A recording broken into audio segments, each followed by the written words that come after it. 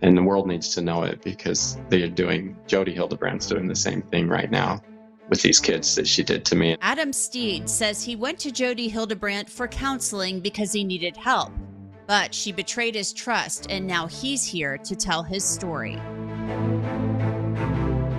Welcome to Law and Crime Sidebar podcast. I'm Angenette Levy. Jodi Hildebrandt is the friend and business partner of Mormon YouTuber Ruby Franke. We've been covering the arrest of Hildebrandt and Franke for weeks now for you as they stand accused of abusing Franke's children. Hildebrandt owns Connections Classroom, a business that offers counseling for couples and individuals, along with coaching for businesses. Franke worked with Hildebrandt at Connections. Prior to Connections, Hildebrandt worked as a therapist, treating people who struggled with addiction to drugs and alcohol. One of her former clients is a man named Adam Steed. Steed says he was sexually abused by someone with the Boy Scouts of America when he lived in Idaho as a child. He then moved to Utah. He became married, and that's when he met Jodi Hildebrandt. When did you first encounter Jodi Hildebrandt?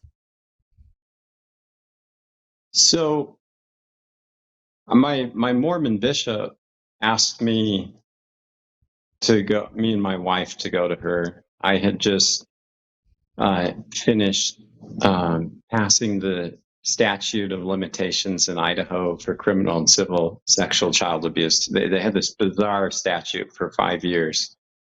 And I had changed that with my dad and a lot of people that we had done a grassroots movement together. And I moved down to Utah, and I had just finished a settlement case with Boy Scouts of America.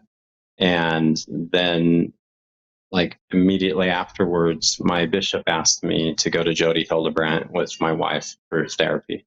Adam Steed says he and his wife were seeking counseling for ordinary issues that come up in any marriage. Yeah, just normal marriage issues. Outside the fact there was a lot of stress on our marriage because we had done a settlement for child abuse with Boy Scouts of America, and we were having we had a 1-year-old baby, and we had a newborn coming along, and we were both in school at Brigham Young University trying to do all of our credits. And my ex-wife had some issues as well that were kind of difficult. And I had trauma from what happened to me in the past. And we were just trying to be normal people and live a normal life and have a beautiful life after some of the things we'd gone through. It's hard for me to talk about this stuff because it's so traumatic. What year was this that you were being counseled by Jodi Hildebrandt?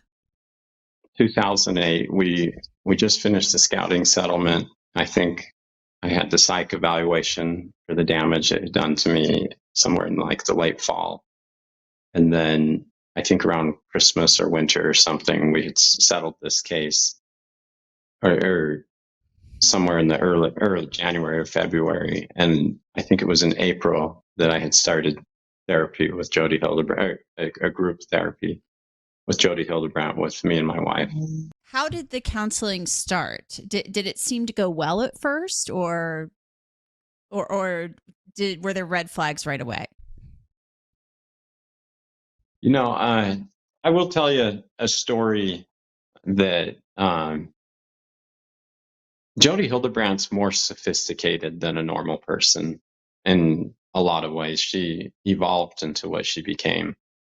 She would put us in a phase 1. There's phase 2 and phase 3 of the particular group she was in at the point. And phase 1, it wasn't very intense. It was lighthearted and fun.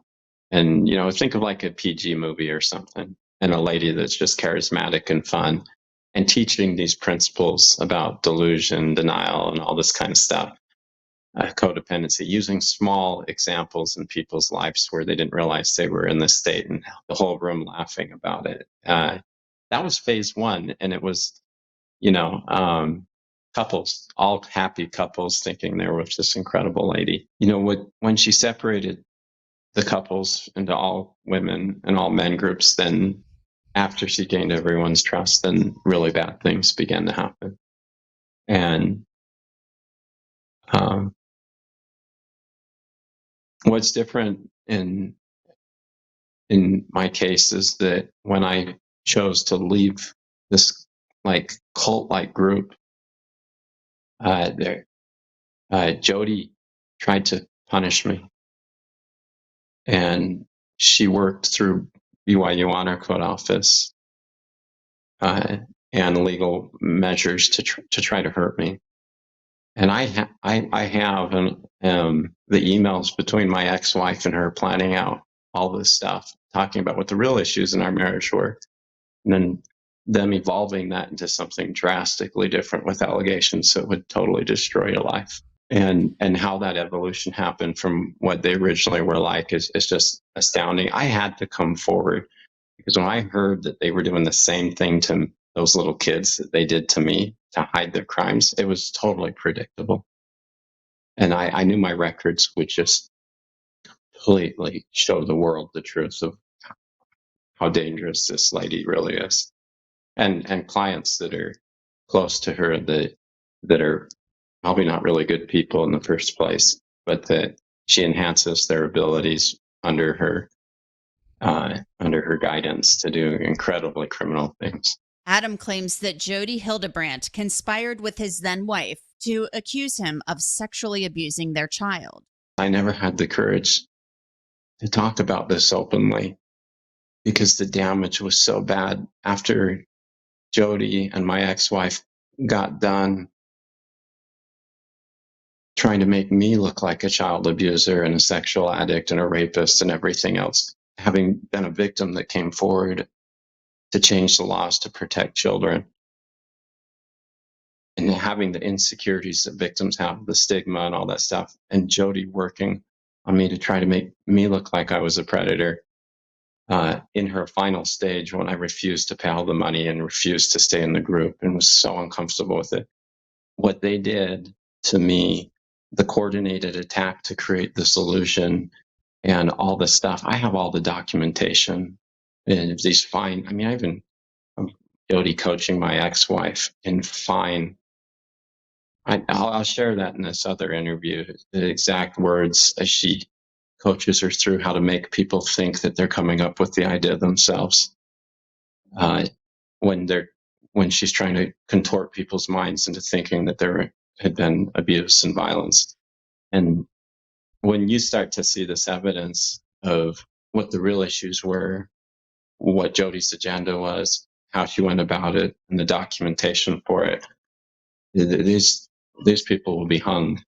I mean, the game's over.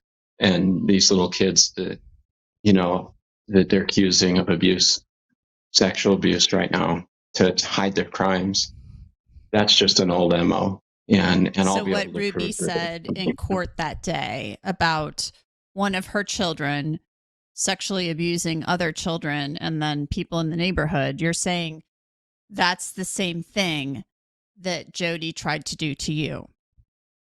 Well, not just to me, to probably hundreds of people. And there's going to be so many victims coming forward with the same story. A story that if you told it on your own by yourself, everyone would think you're weird and creepy.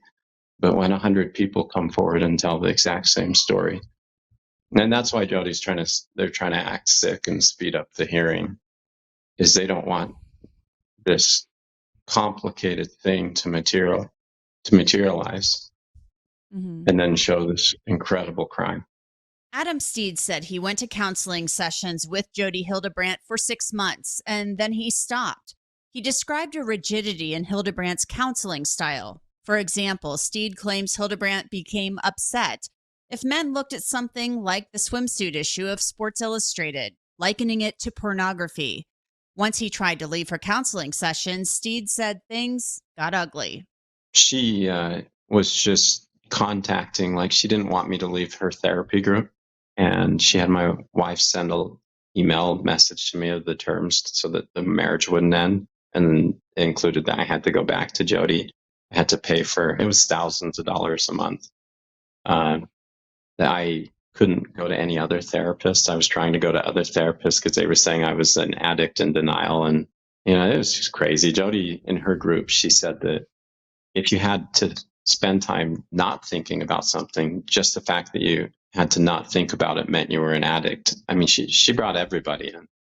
And now she was saying I was mentally unhealthy, and I couldn't choose for myself because of how unhealthy I was. I couldn't choose to go to another therapist. This was my addiction working, to not receive the confrontation that she had.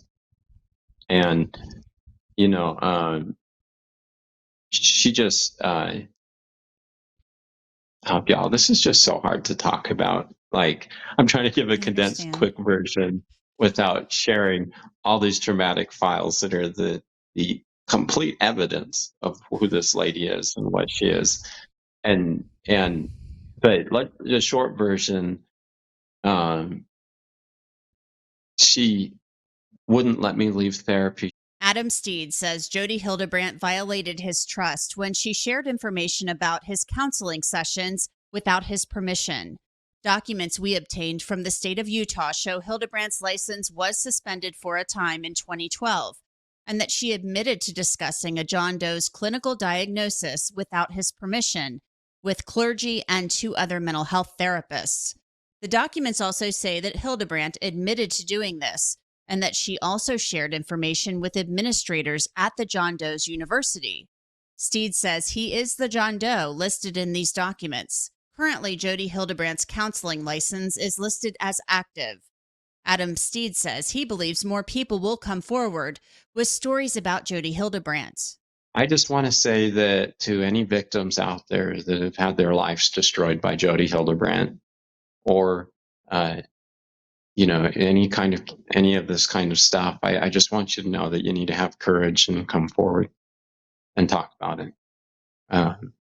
You're not alone, and it's super traumatic, but if you talk about it, after a while, the trauma will go away and you will live in a much more beautiful life for you and your family and your children and for everybody in the future. And I'm now actually pretty happy, other than just sharing this like re-traumatized, terrible, dark chapter of life that happened. And the world needs to know it, because Jodi Hildebrandt's doing the same thing right now with these kids that she did to me. That's it for this edition of Law and Crime Sidebar Podcast. You can listen to and download Sidebar on Apple, Spotify, Google, and wherever else you get your podcasts. And of course, you can always watch it on Law and Crime's YouTube channel. Just remember to hit the subscribe button. I'm Angenette Levy, and we will see you next time.